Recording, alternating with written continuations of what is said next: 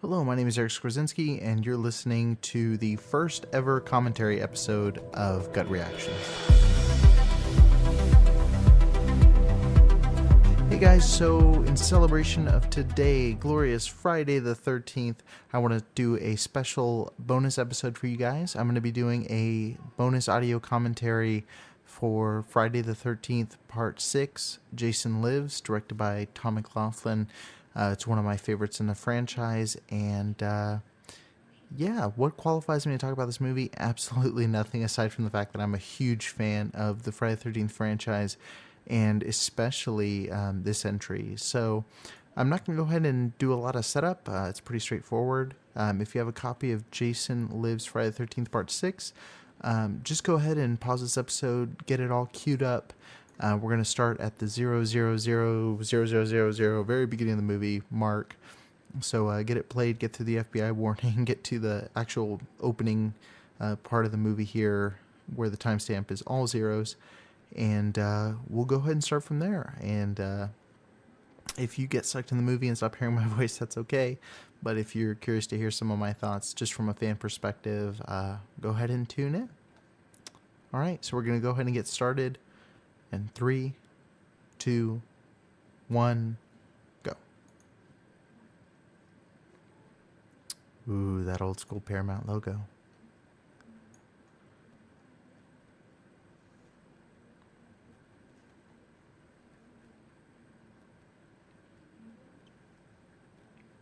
Typography wasn't a strong suit for the Friday the 13th teams.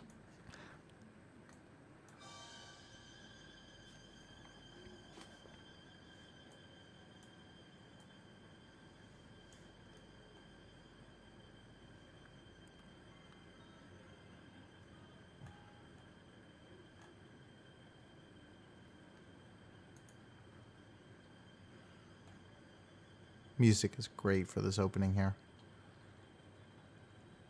Is this man... See, I have IMDb open. I guess I'm not as big a fan as I thought.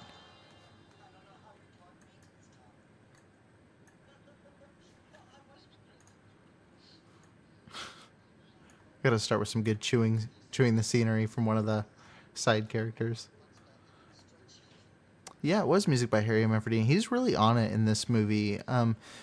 I think the first movie was great. He kind of did the same thing over and over again after that. And then 6, 7, and even Jason Takes Manhattan, I think he really did a good job kind of elevating the music and making it a little bit bigger.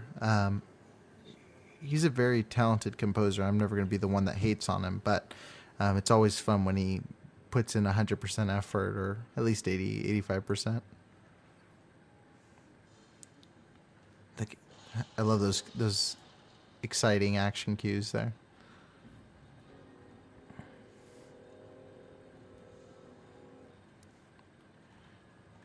I've been playing Friday the 13th, the game. I just recently got Steam on my PC, and so I've been really enjoying playing the game. And every time I see Tommy Jarvis appear on the screen, I kind of get a little bit too excited. I really like Tom Matthews as Tommy. I think he plays a really good version. I really like Corey Feldman in Part 4, the final chapter as well. But I really like Tom Matthews. Who I really didn't like was in Friday the 13th Part 5. The actor that played him, I'm trying to remember his name off the top of my head, but they had him just kind of as this, like, really just kind of a vegetable of a character as an adult.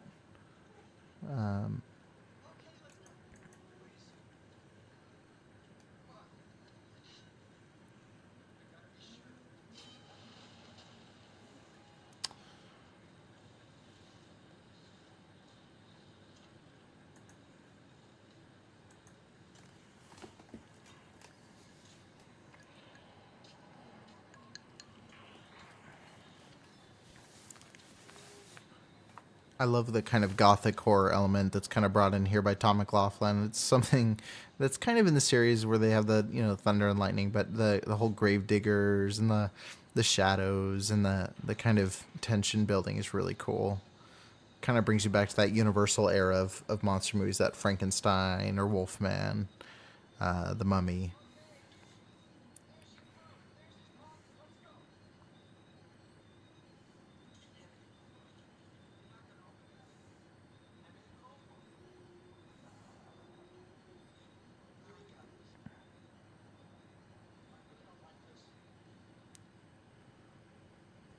I've got a bad feeling about this.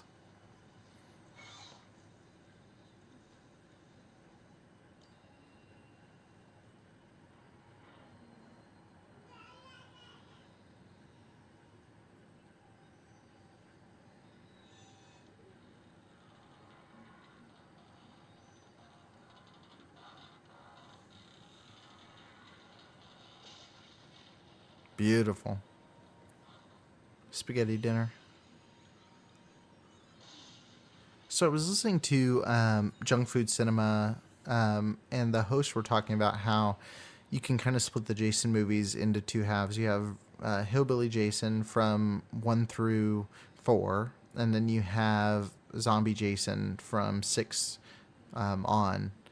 And the Zombie Jason is definitely what people remember, mainstream audiences. But it's kind of interesting that this is something totally new to this version, to part 6. They were saying they liked the Hillbilly Jason, but I really prefer Zombie Supernatural Jason. I think it really added a lot to the series.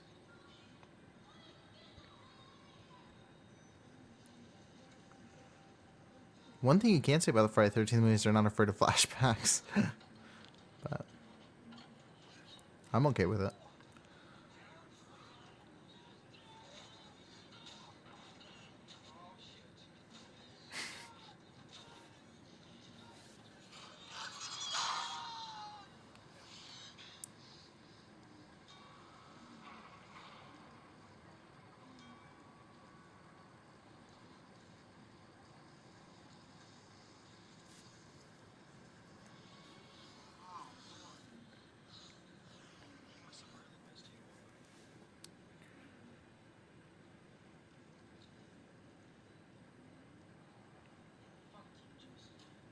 Yeah, it always makes sense to give the character back his mask or machete when you're not sure that he's really dead. Kind of a Jason X moment there.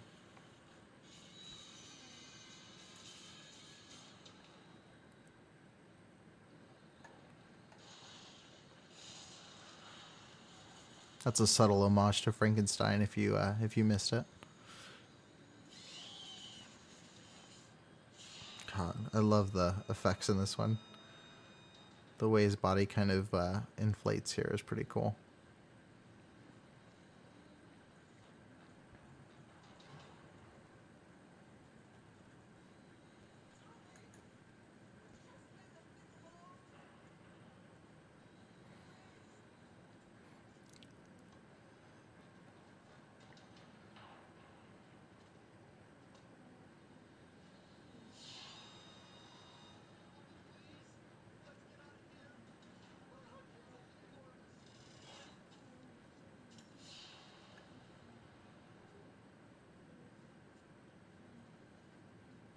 And leave Jason a pair of gloves.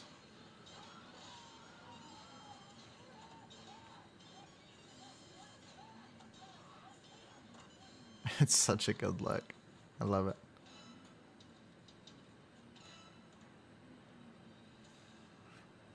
Okay, I'm crazy. I thought there was a long effect sequence where they show his body kind of regenerate. Weird. God, the music is so good in this movie.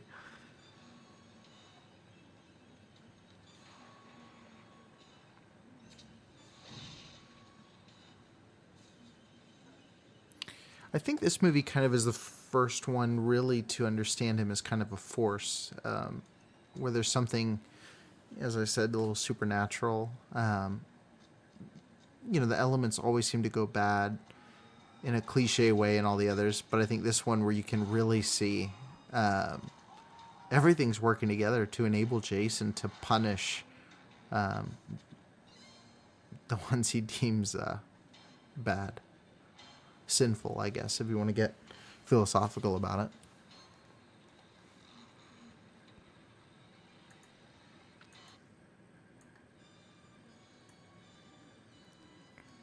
And this is one of the moments that made it my favorite growing up in high school.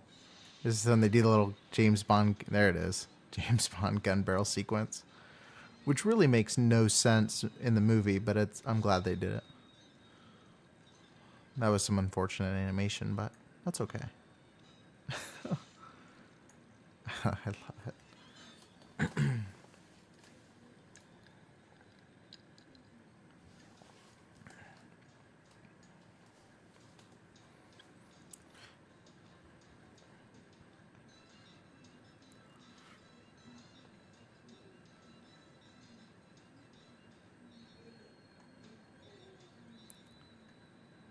So I guess this is as good a time as any to go through and talk about the ranking of these movies. I think if I'm gonna have to go top three, I think number one's definitely Friday the 13th Part 7 for me. As for number two, I'm probably gonna have to go with number 6, and then Jason X and Friday the 13th Part 3 are tied for me. I think both those movies are just so much fun. It's a tricky one. Oh, he's on the hunt. See, people that tune into this think they're going to get some informed commentary and not just me fangirling over Jason for the next hour. Those people are mistaken.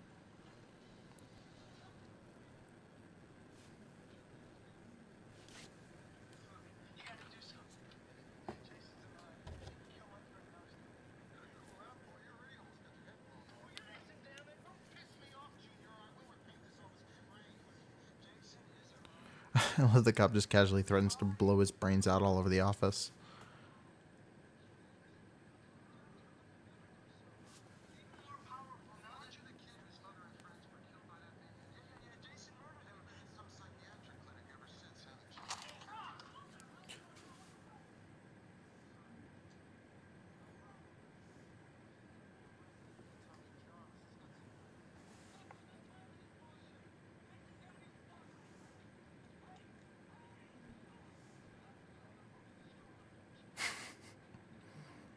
such good lines.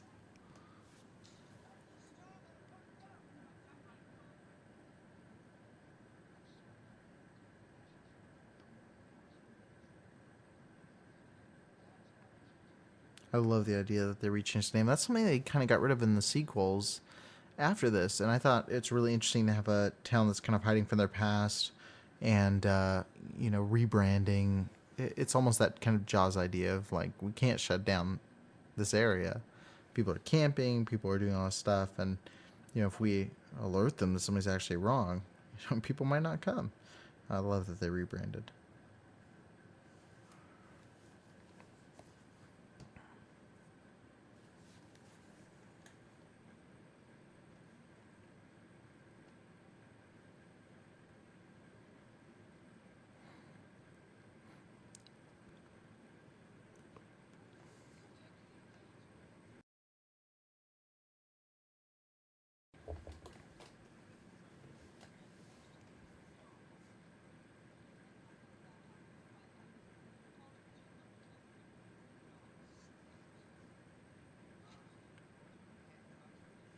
Everybody is chewing the scenery in this movie. It's wonderful. But I think this is the most likable character squeezed into a movie. I mean, a Friday the 13th movie, anyway. But I've become kind of excited about pre-Scream self-aware horror, finding those references and things that, did the Scream aesthetic before Scream. And this movie has moments of it. There's some moments where it kind of delves more into parody, but I think moments where people at least admit, hey, we've seen horror movies. Because a lot of times you watch horror movies and people act like they've never seen a scary movie. They act like they've never seen a slasher. I've heard the example of people in zombie movies that won't say the word zombie. And it's hard to believe that it's hard to suspend your disbelief and understand that people wouldn't see someone eating someone's face off and say, hey, that's a zombie.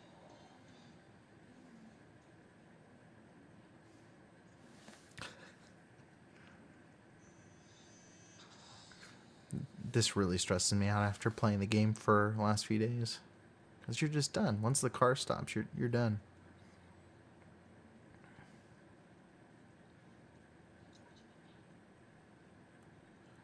There's a whole movie there. There's a whole movie behind how he got the gun. He might be Dirty Harry. Who knows?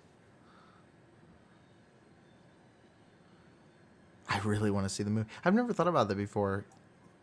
There's a kind of a pregnant pause there after he says, "Don't worry about it," where I just kind of want a flashback showing how Darren gets the gun. Why don't guys ever listen to their girlfriend when they say, "Get back in the car"?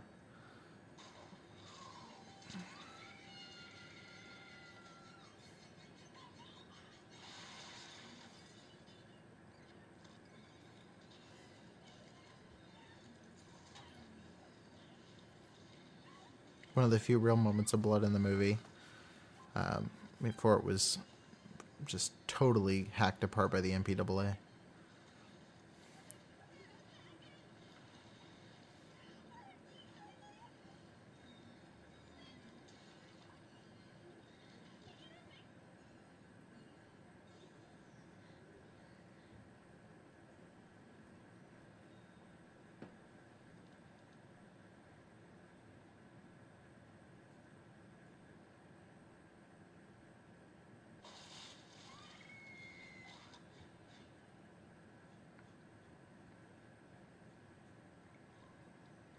Oh, the director threw that in there. In the documentary Crystal Lake Memories, he talks about how he added that solely so people in the audience would want to yell out, "Don't leave home without it." It's effective because that's what you think that made you see it.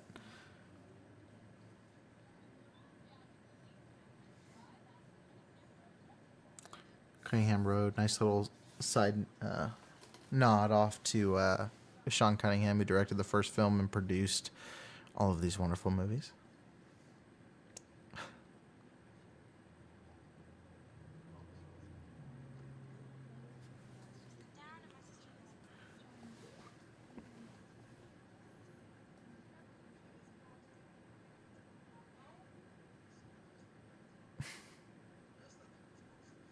Carpenter. I've got a bad feeling about this. If you took a drink every time they reference a horror movie director's name, I'm wondering how long you'd make it through the movie.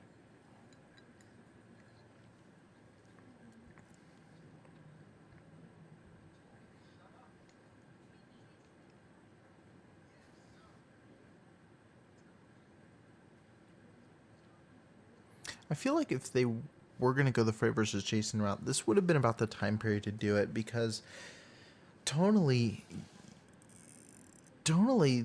the ideas in this movie and the Nightmare on Elm Street are very similar. You have the adults who are usually the harbingers of doom in the other Friday the 13th movies, warning the kids about what's going on. In this one, they're in denial, and I think that, playing along with the parents being in denial about what happened with Freddy Krueger, I think that would be an interesting tonal point for the series to cross over. Unfortunately, we have no idea what that would have looked like if, in their heyday, they would have crossed over.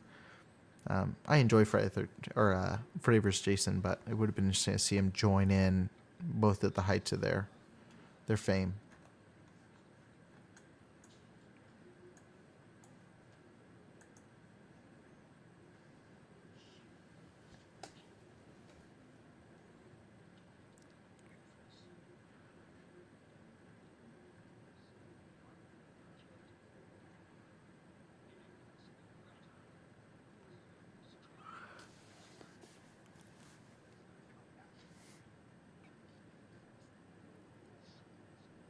The people, the people in this series, in this town, are so deranged anyway. It's kind of frightening. You wonder how this town survived this long. I love breaking. See, all those moments are so fun, and I don't think this movie gets enough credit. that sequence, just breaking the fourth wall and just saying some people have a sick idea of fun. And it's just such a clever nod to the audience that's enjoying these movies.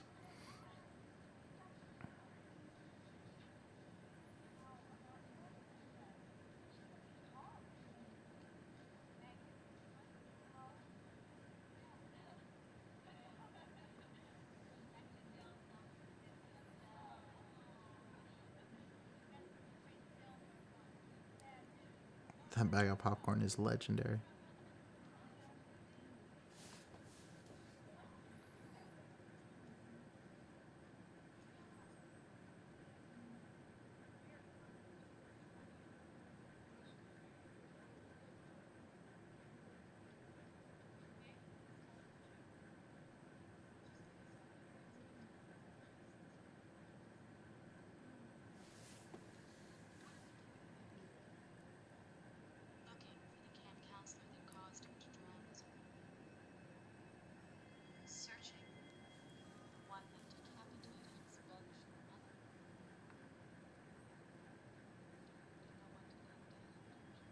What day? What day? Friday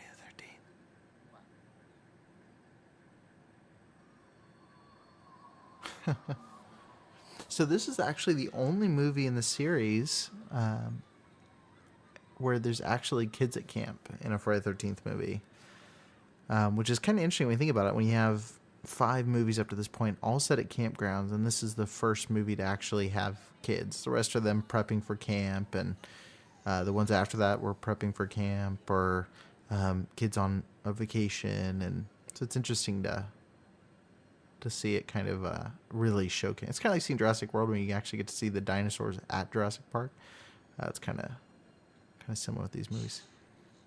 So these scenes were actually shot with a different actor playing Jason.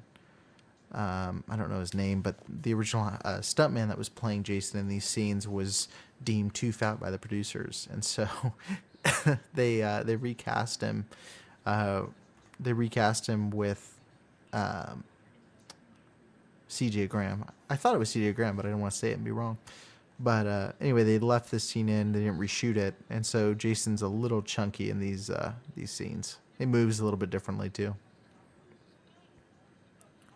And these paintballers were inserted just to up the body count and give it a couple more gory moments. And there's a really elaborate gore gag that they set up, but ended up having to cut just because the MPAA, again, just really going after these movies in this time period. I mean, this was a rough time for film. You had everything going on in Europe with the video nasty list. You had the MPAA really cracking, in a more conservative time politically. You had them cracking down on violence and sexual content in films. So obviously Friday the 13th films were a prime target.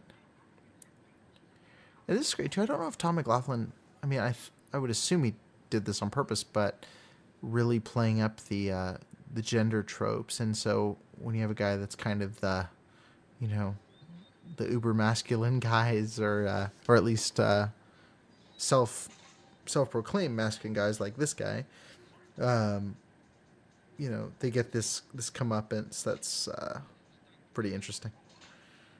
But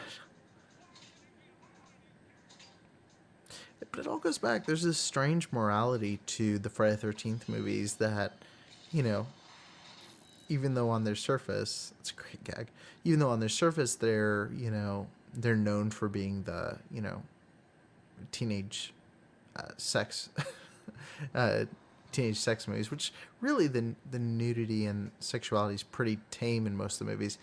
But anyway, since they have that reputation, it's really interesting when you really look at them that they're pretty conservative in their views, or at least pretty moral in their views. You've got the idea of if you have unprotected sex or premarital sex, then there's going to be judgment. If you get drunk or smoke weed or, do anything like that, you're dead. If you're in this movie, you're misogynistic, you're dead. There's this odd morality of the series that's very interesting. and the slasher rules are in themselves. They come from this foundational understanding of what right and wrong is, and if you do what's wrong, there's going to be judgment. The one thing that I do think is odd about this movie in particular, and it kind of bothers me at times, is um, Jason's very specific about his kills in the other movies, and in this one, going back to that idea of the morality of the Friday the 13th movies, he was always killing people that were committing sin, whether it was fornication, drinking, smoking. His idea was, I'm killing those that are sinning. Where in this movie, he's killing trespassers, and so there's this kind of predatory ownership of the area, and I think it's I don't mind that shift, but it's an interesting departure from what we've seen up to this point. For his character, it's an odd choice.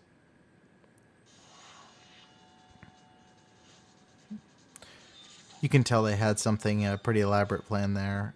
Apparently, they made all the dummy heads and everything, and ended up having to cut all of it for the MPA. The real killers of this movie.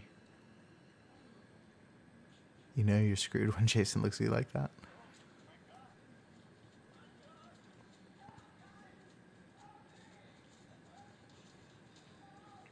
Jason's a lot faster in these as well, which I think is interesting. But he never runs, which I really enjoy. I mean, in the remake, he runs a little bit. But I just love the idea of him, kind of gaining up on someone, running like a psychopath through the woods.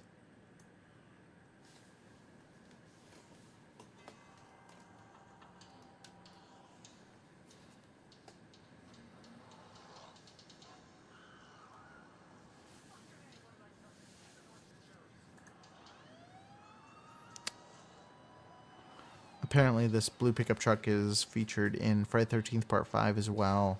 It's apparently the truck that Pam drove. There's a little IMDb trivia for you.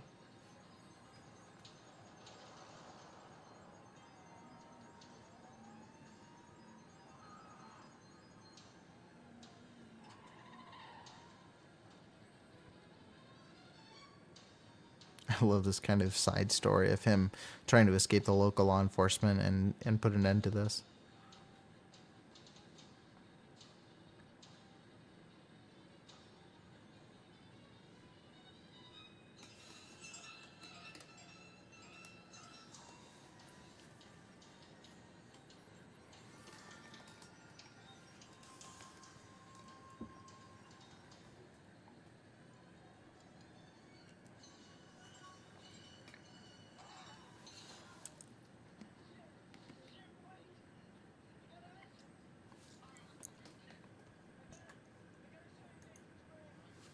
I kind of feel like the sheriff should have been played by Tom Atkins or something like that. I really like him in this movie, but it seems like a kind of a Tom Atkins character. Something you'd see in Night of the Creeps or something like that. These cops are so trigger happy in this movie.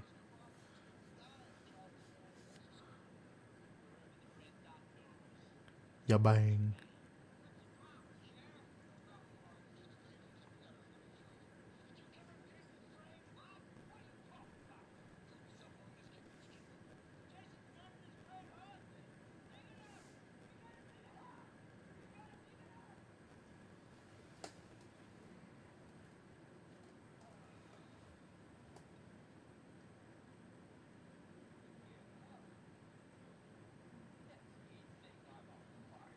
Oh, farthead. Ha ha ha.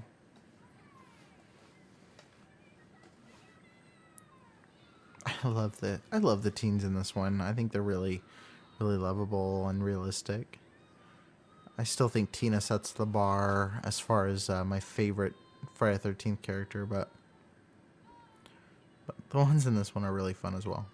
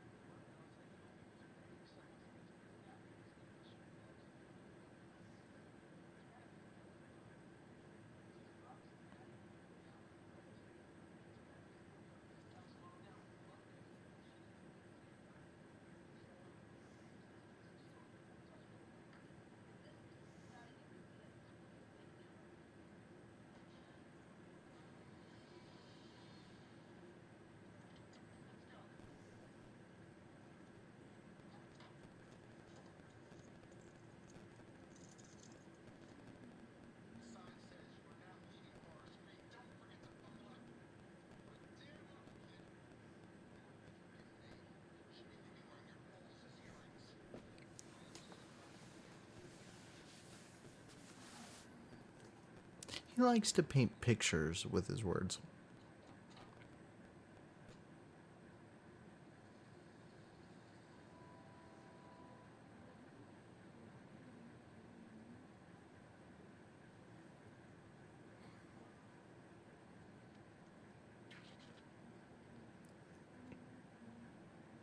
I love all these side characters introduced for the sole purpose of being cannon fodder for Jason.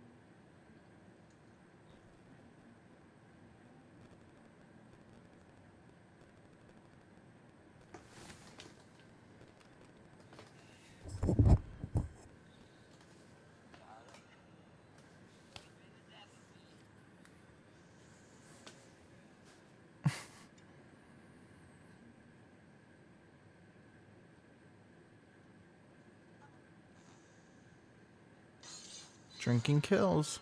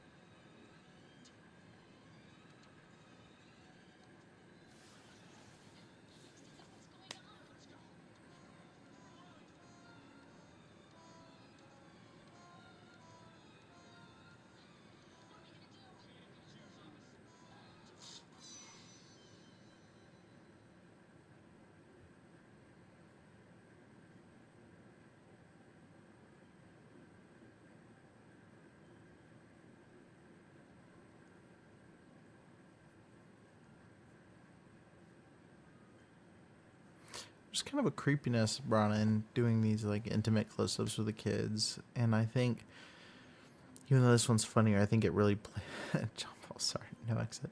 I think this one really has some pretty effective chilling moments, but I think it's a lot of it's because of the kids.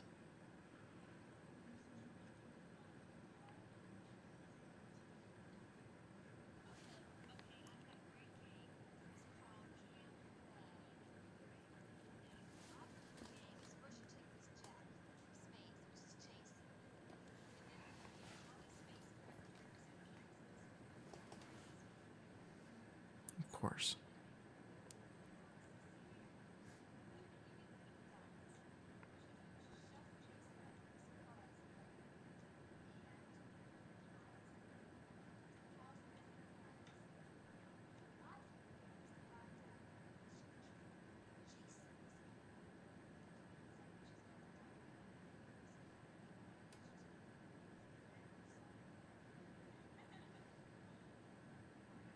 What a strange joke.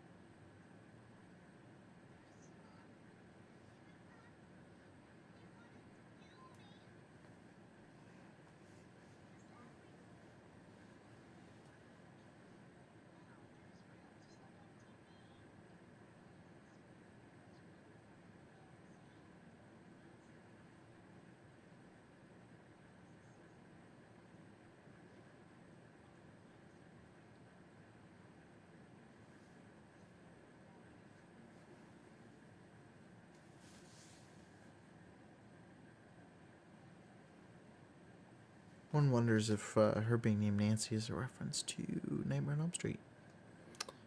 I've never noticed that before.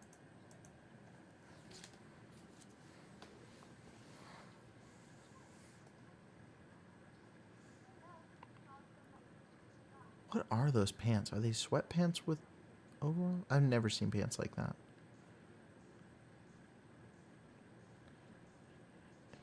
They added this scene in case you're watching with a family member or, you know, to just make it a little extra uncomfortable.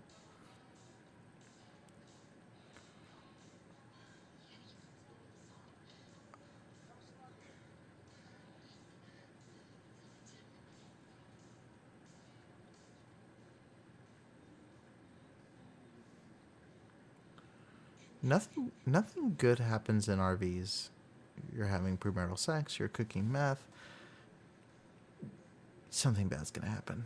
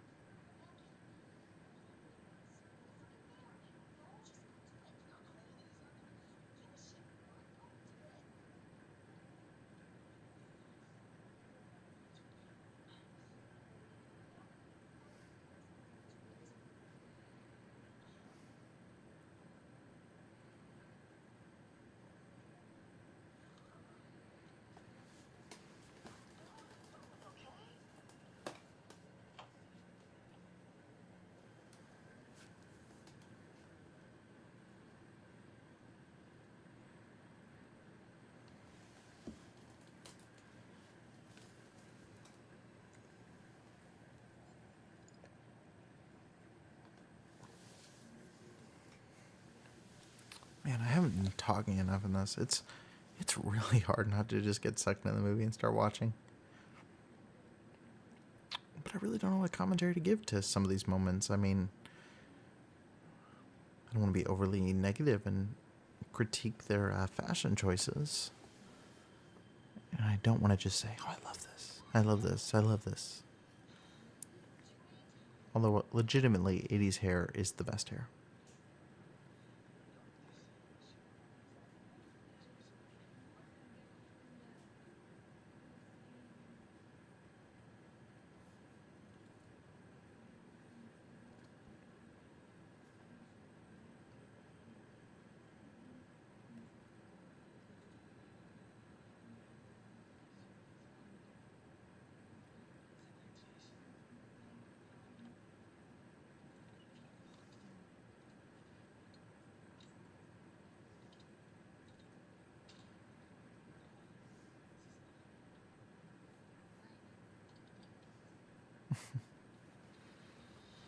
It's a great little moment.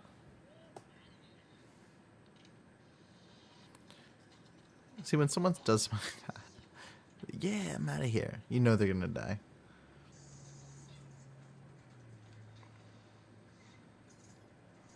It's like literal footage of me driving to work yesterday.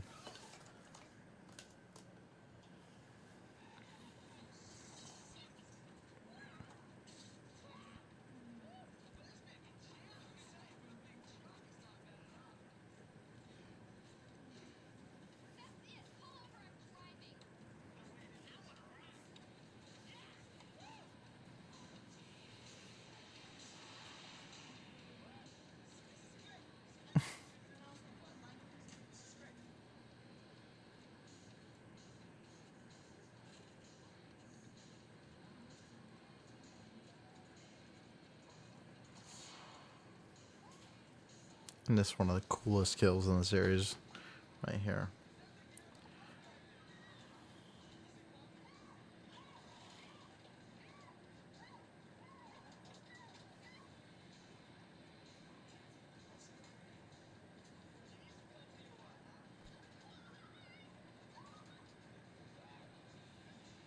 I'm having such a good time. I love this this kill right here because there's really no way you could do it because her face would smash before it goes there, but it's a really cool moment. Classy guy.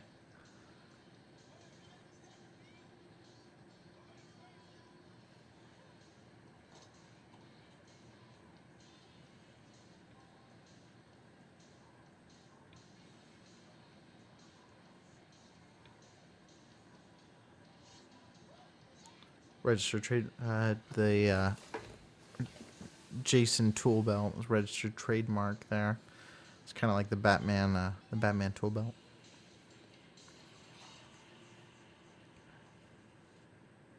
This is such a cool stunt. I remember the first time I saw it actually kind of took my breath away. It was just it was a cool moment. You don't expect a big stunt like this in a Friday the 13th movie. A vehicle stunt, anyway.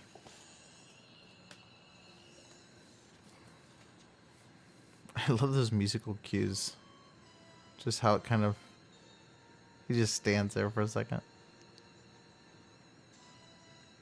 So I never understood that or realized that, is that music is actually the same music that plays in the beginning of The Shining, except for in The Shining it's slowed down quite a bit. In that opening scene with the aerials going through the mountains, that's the same music. I didn't know that.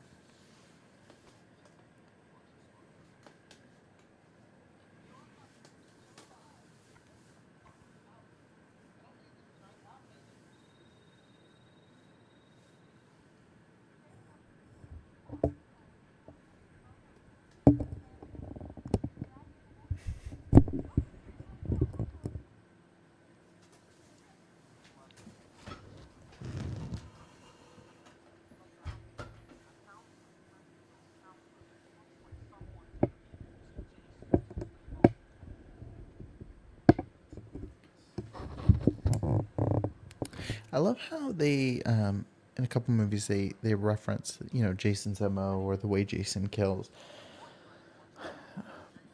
But it's kind of funny because Jason always kills people in different ways. That's kind of his MO. So any random murder kind of matches his MO. Just a thought.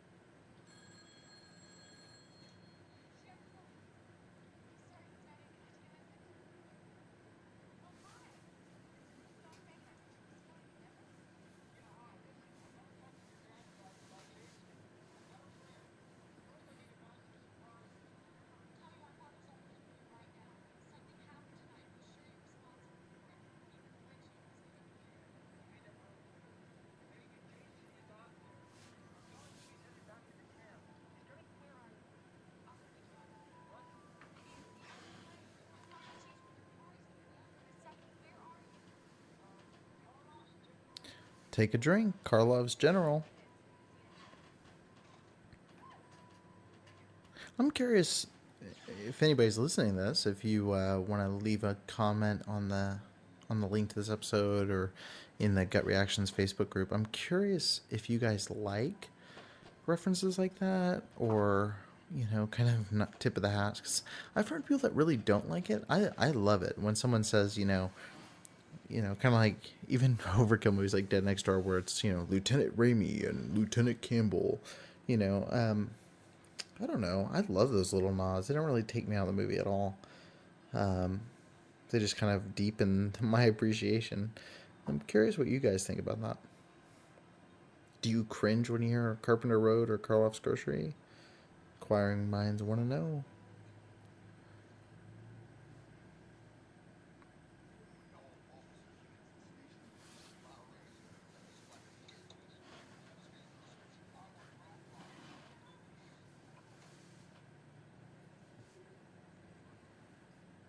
They need to make a crossover law enforcement movie with Tom Atkins. What's his name? Nancy's father. Why am I blanking on his name? Nancy's dad from Nightmare on Elm Street. This character. Just get them all in a movie one time and just have them all solve a crime together or something.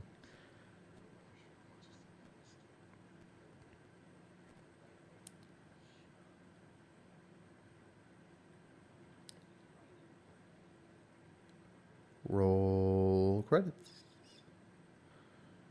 I can't believe I just did a line from Cinema Sins. Oh my god. Sorry, James. Sorry, Gabe.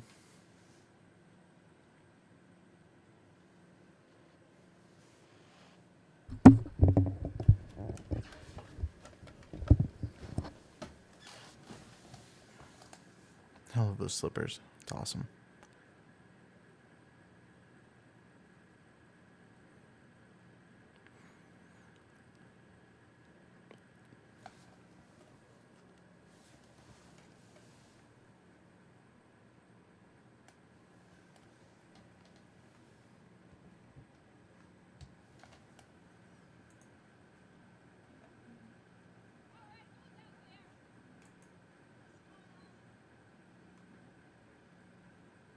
Oh, I was trying to figure out where Jennifer V was from. She looked really familiar. I just realized she's from the miniseries V. She plays Elizabeth.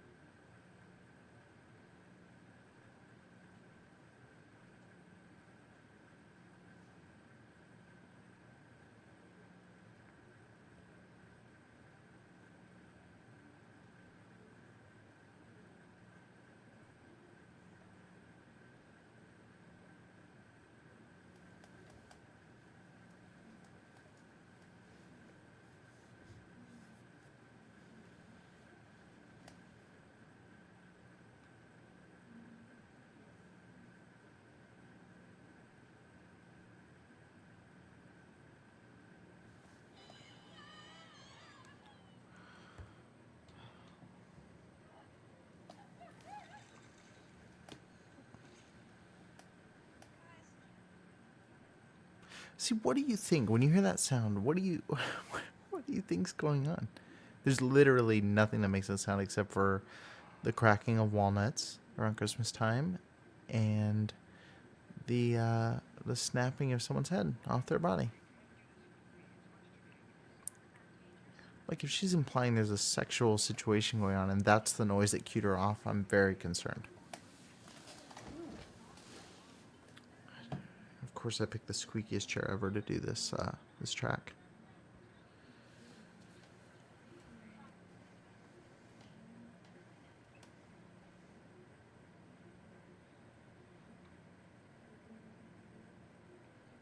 Oh, she's listening to Nobody's Back by Alice Cooper. Okay, so that's the song that plays in the end credits. Alice Cooper did the track, The Man Behind the Mask, which is awesome. I listen to it probably every week at some point. But she's losing his car, which is kind of meta as well. I never noticed until this viewing. Just casually carrying the decapitated corpse next to the room full of children.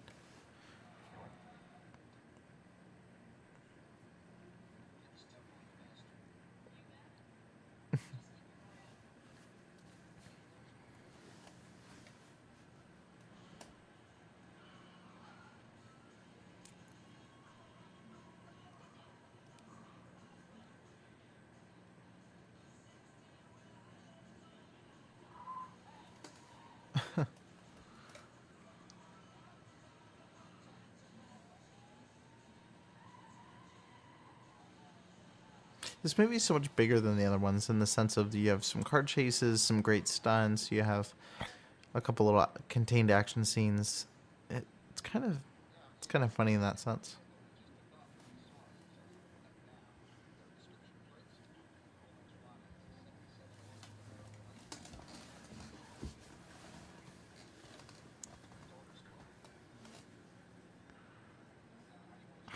I love that little smirk.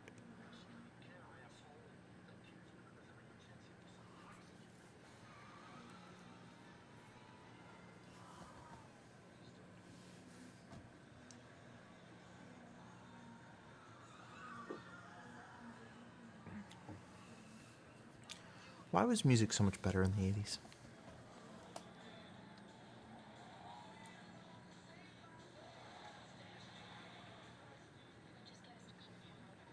Oh, take a drink.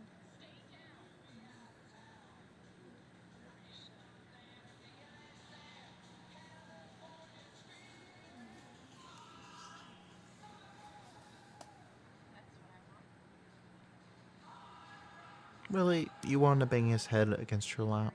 That I don't understand the appeal, but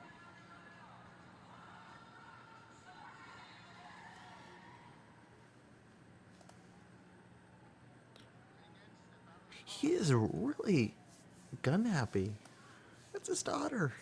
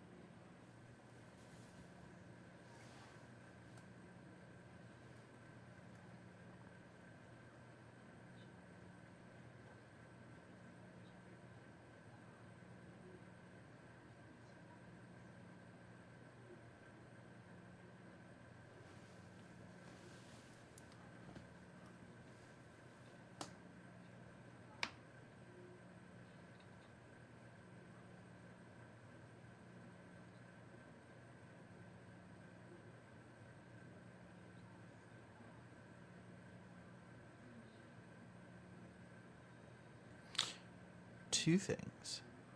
One, this little girl is a terrible actress. Number two, well, actually, did I say three things? Anyway, three things. Can you tell it's late when I'm doing this? But number two, so a lot of fans think what I thought, apparently, which is that the girl being named Nancy is a reference to Nightmare on Elm Street.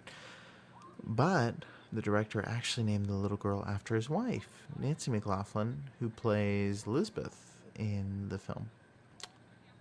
How about that?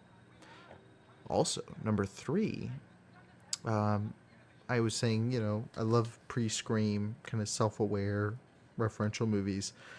And apparently, the director of this film, Tommy McLaughlin, was actually offered the chance to direct Scream in the 90s, but he declined. Anyway, during the process, he met Kevin Williamson, who admitted that the fantastically self-aware Part 6 was an influential film for him on his path to eventually writing Scream.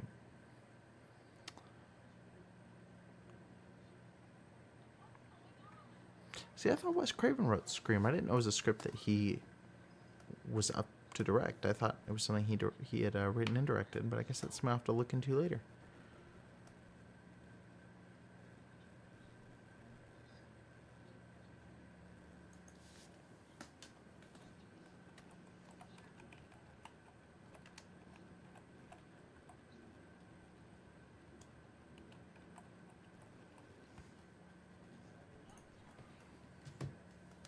Excuse my loud keyboard as I look things up.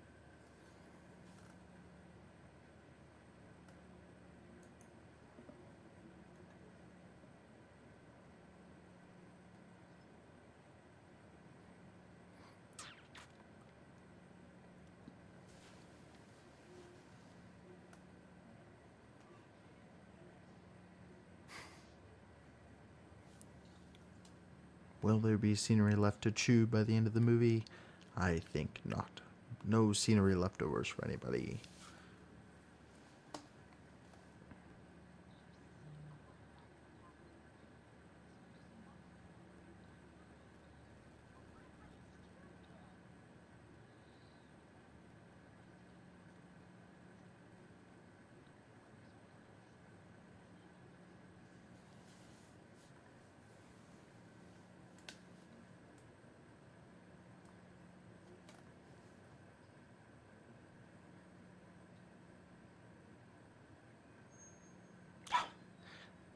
See, moments like that are so... There's not a big musical note. There's not a jump. It's just these really kind of spooky moments. And I love this tracking shot with him just following along in the mirror or the window, watching. I think it's really interesting and cool.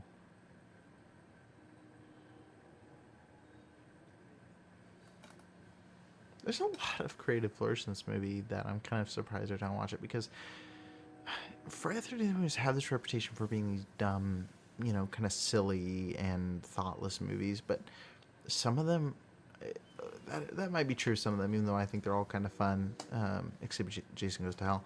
But some of them really, the directors added some really creative elements, and I think Tom McLaughlin is way up there on that.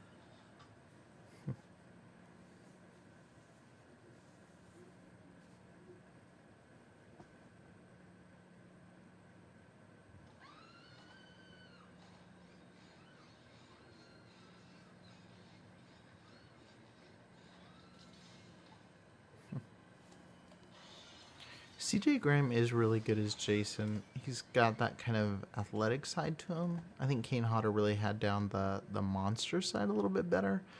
But you really feel when he walks in like, oh crap, this person is not going to have a good time.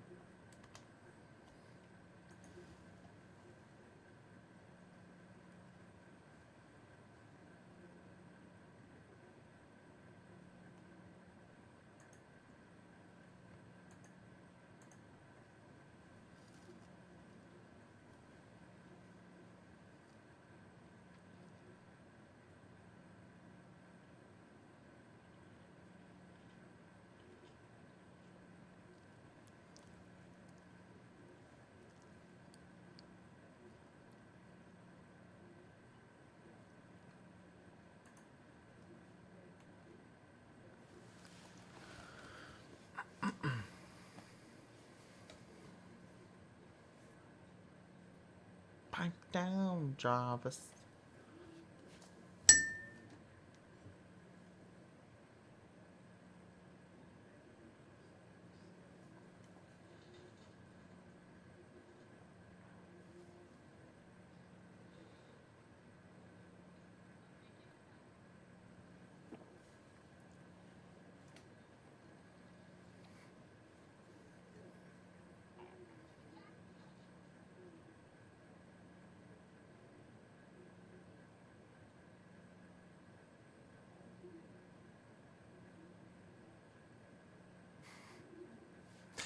The chemistry is really good in this.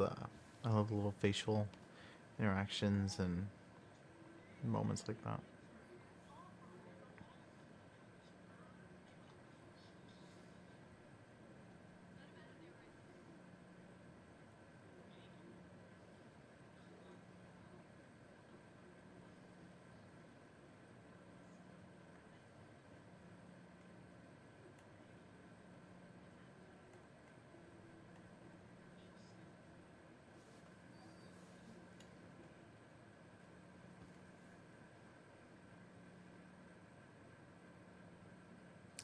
That is the largest laser pointer in the history of laser pointers.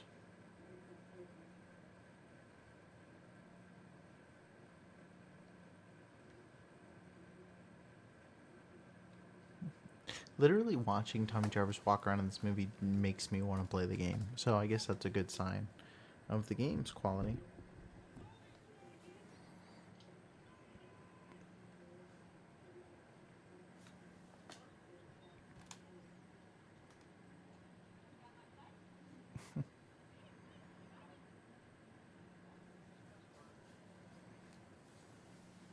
So here's a fun fact from the filmmaking side. For those of you that don't know, I actually have been working doing video production, commercials, things like that for the last 5 years or so, mainly advertising. But a little trick in the filmmaking world, and the reason that there's so much rain and wet streets in city scenes is that water reflects light. So when you wet down pavement and you get it all wet like this and have a bunch of lights, uh, it reflects the light back, so you get a little bit more power and a little bit brighter image when you do that. So when you watch a car commercial, I think the Nissan commercial right now, and all the parking lots wet, it's to help with lighting. It helps save money on buying lights. It's easier just to spray down the street and then light the street.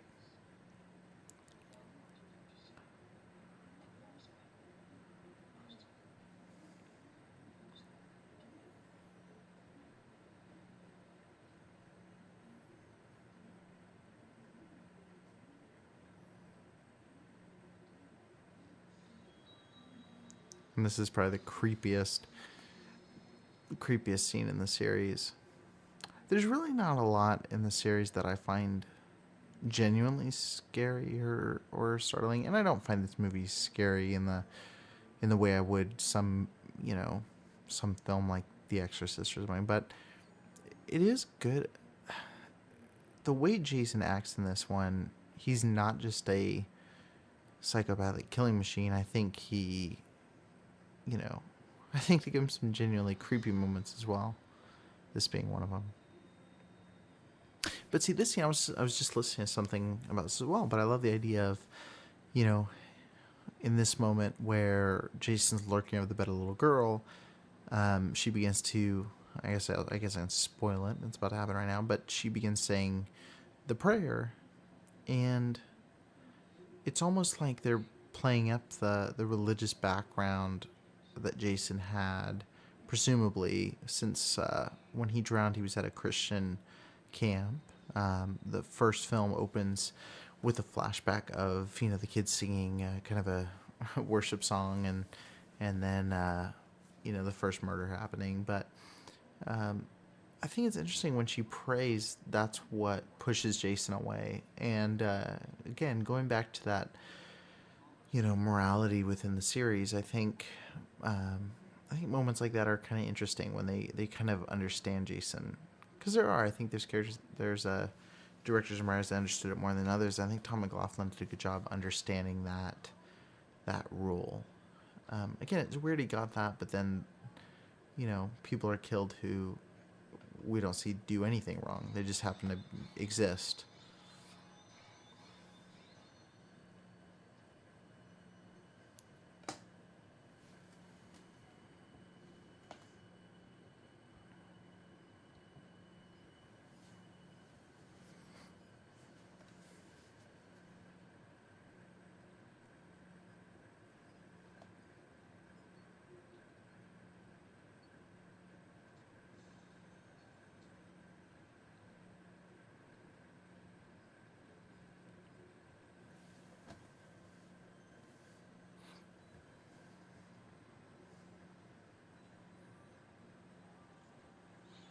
Oh, the tool belt.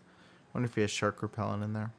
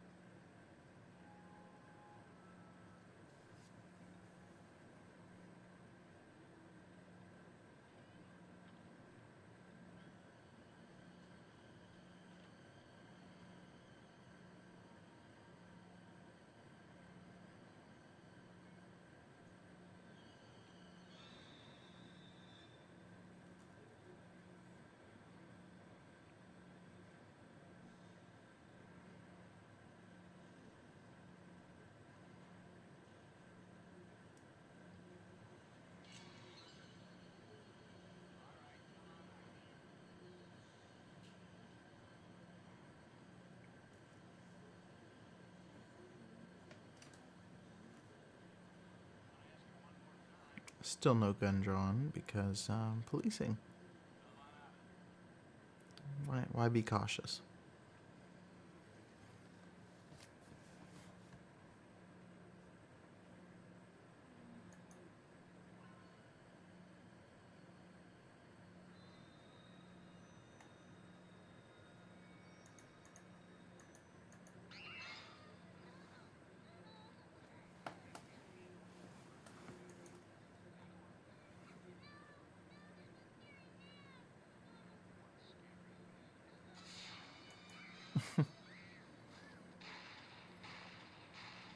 This reminds me a lot of the later Mummy sequels from the 30s, like Mummy's Hand, Mummy's Curse. The idea of firing multiple shots into this kind of large figure and him just keep moving. I think that's such a cool idea and visual.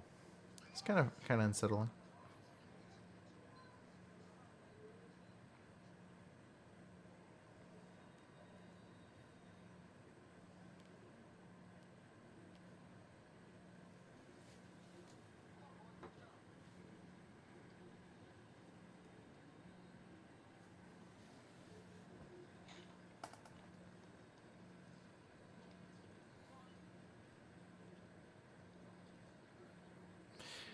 See, the dad's kind of a hero at the end, which is great, and I love that. But they never explain why he's such a jerk in the beginning of the movie, at least that I understand. So the redemptive arc doesn't really make sense because he just goes from, I don't know, he just goes from kind of a jerk to being cool and helping everybody. But anyway, it's 11:42. What do I know? I'm fading. I love this. I love the snot added there.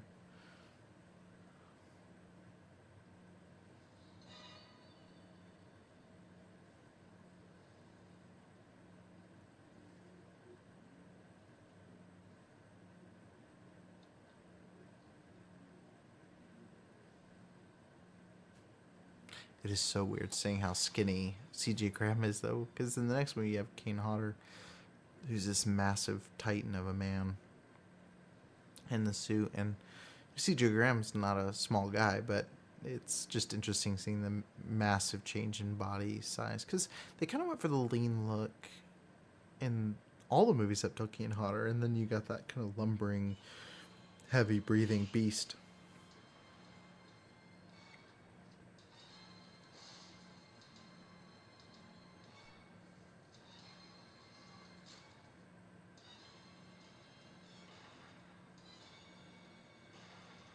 That's when you run.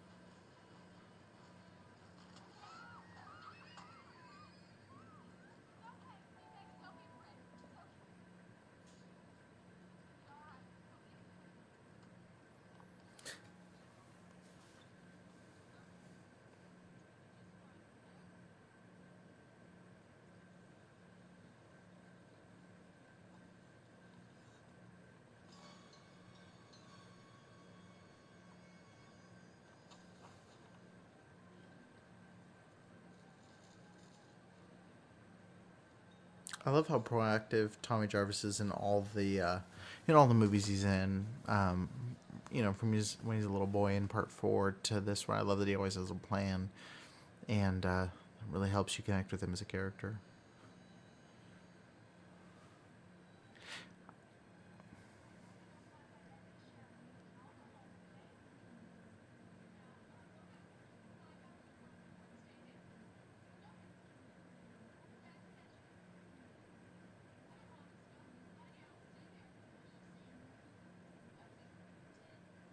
The kid knows what's up. He looks just like someone I used to hang out with when I was younger. It's really weird.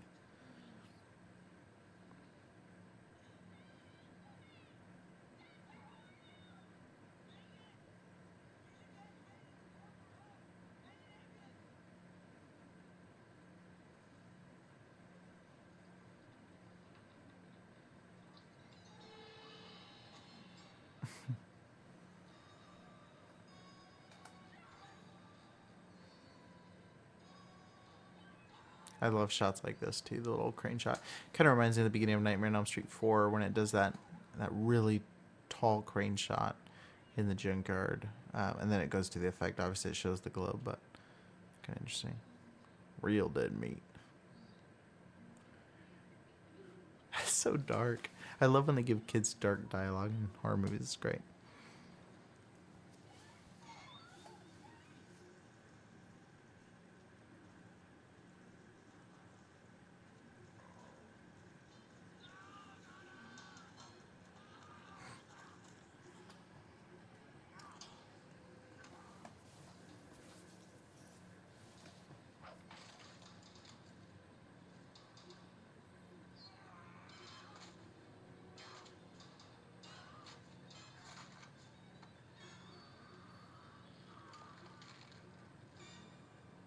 It's such an effective moment. See, some of the most effective Jason kills was the sleeping bag in Part 7 or that kill. It's when you don't see very much and you just fill in the blank, like, what just happened to him is very upsetting.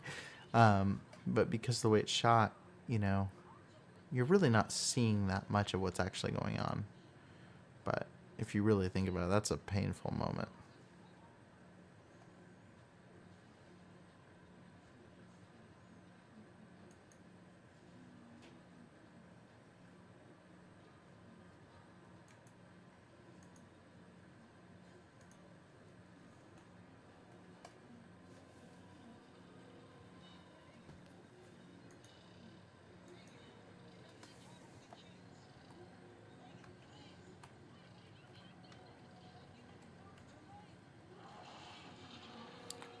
Such a freaking awesome shot.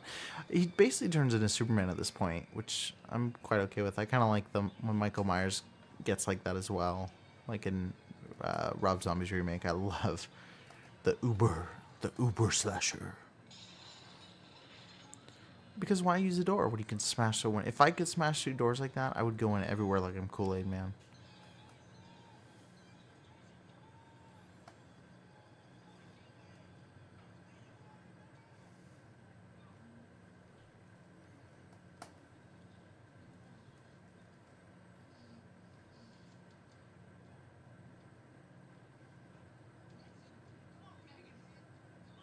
Calling someone maggot head is a low blow. Even if you are dealing with someone who has literal maggots in their head, that's just a rude thing to call somebody.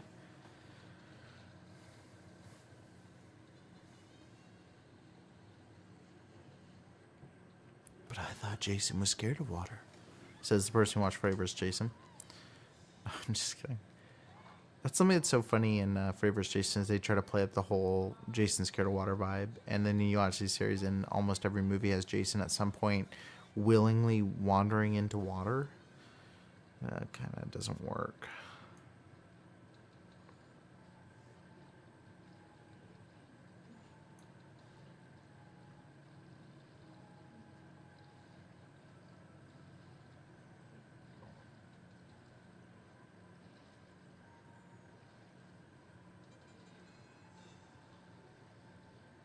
That little blip.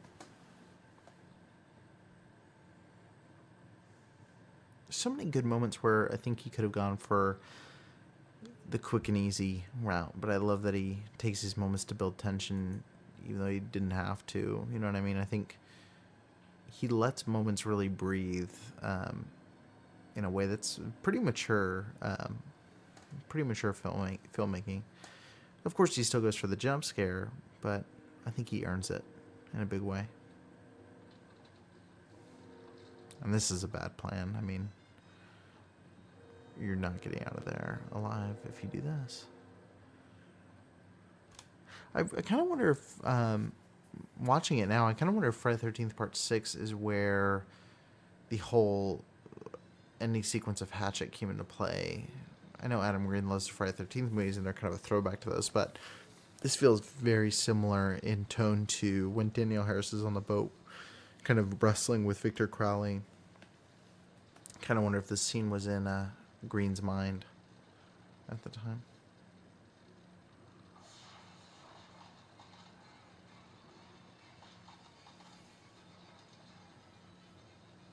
I want to say, so not these parts. These parts were shot in the lake, and then the sequence coming up where Jason gets cut by the propeller. I think those scenes were shot in Tom McLaughlin's pool, if I remember right, or his parents' pool or something like that.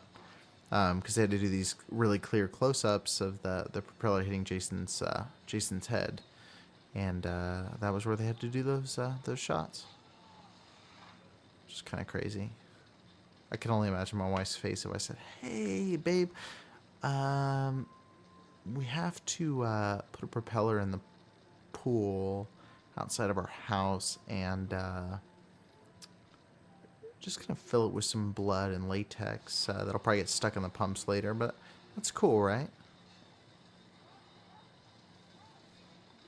Probably wouldn't fly. I'd probably end up at the bottom of the pool. If we had a pool in this fantasy scenario in which I'm making a Friday the 13th movie. Love that little sign they added in right there. Yeah, all this stuff I believe was shot in Tom McLaughlin's pool. It was either his or his parents'. It's kind of interesting.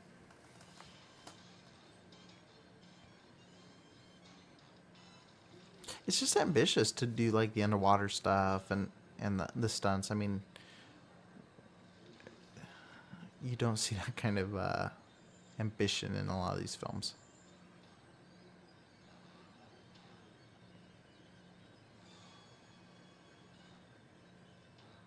I need me some of those gloves. That's a fashion statement right there.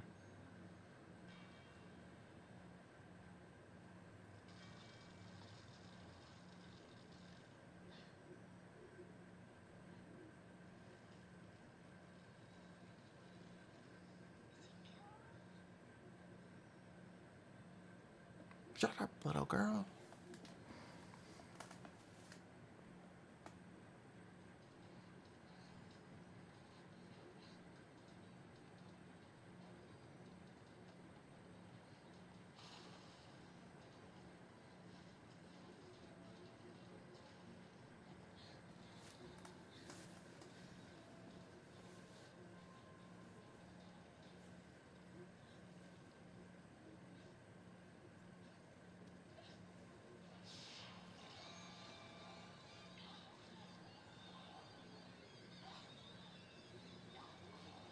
Gotta have that last gasp of the villain jumping back in.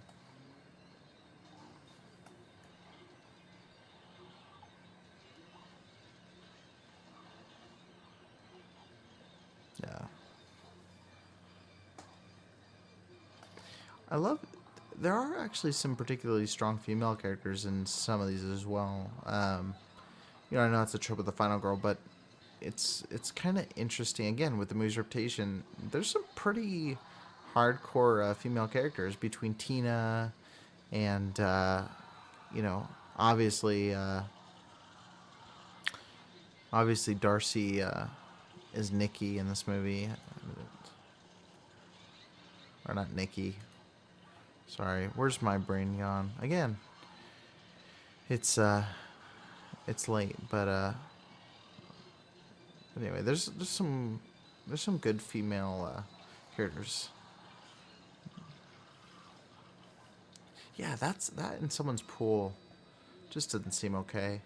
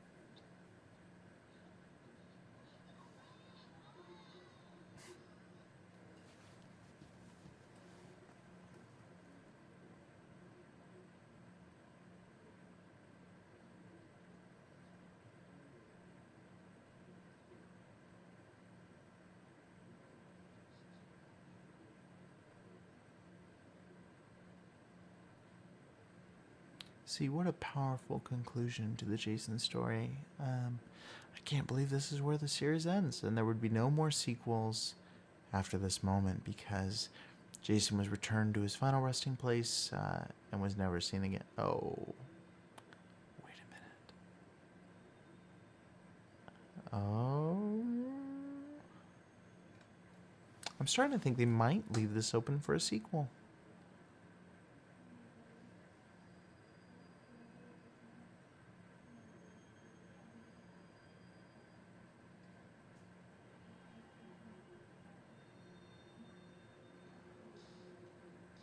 And the best original song of all time. Totally stumped for the Academy Award. I'm not even kidding. This soundtrack is rad. Because Alice Cooper is the greatest. Poison is the most perfect song ever made. And Alice Cooper's performance of the man behind the mask, I mean, you can hear for yourself. It's perfect. I'm not being sarcastic either. I know it sounds like I'm being sarcastic, but that's just because I'm tired. This is the best. I do have one beef with this song though, and I'll point it out here in a second. So, I guess I can tell you now. But there's a line where he says, "You're all alone at Lover's Lake," or something along those lines, and it really bothers me if he wrote the song for the movie why he didn't say Crystal Lake. It just seems like you don't gain anything by saying Lover's Lake. Shouldn't it be Crystal Lake? I don't know. It's my only beef. If I could ask Alice Cooper one question. Yeah, you're swimming with your girl out on Lover's Lake. It wouldn't have changed anything if he said out on Crystal Lake, but it would have been more specific to Friday the 13th.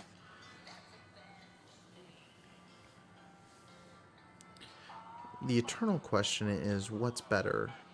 The Dream Warrior song by Dawkins or Man Behind the Mask by Alice Cooper? I don't even know if I know the answer to that question. He's the man behind the mask. If you're not singing along, then I don't know what's wrong with you.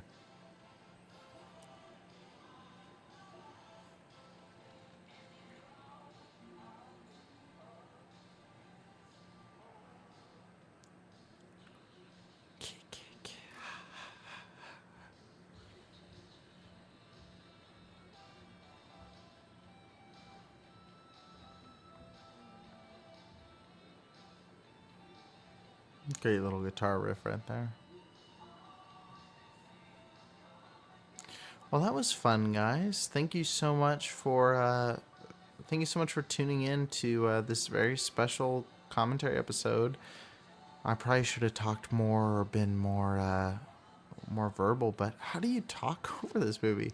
It's really difficult. But anyway, it was fun for me to do, and hopefully next time we do one, I'll have a more in-depth analysis of what's going on. But hey, if this got you to rewatch Friday the 13th Part 6, I think I've done my job, so I'll take that as a win. Be sure to take a minute to leave a 5-star rating on iTunes if you enjoy the podcast. And definitely check out one of our regular episodes. And this was kind of a fun bonus episode, but we'd love to connect with you.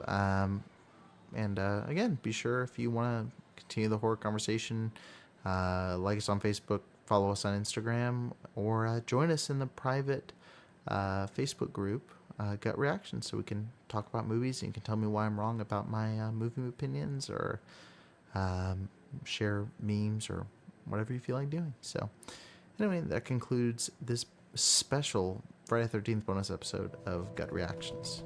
Thanks for listening. Bye-bye.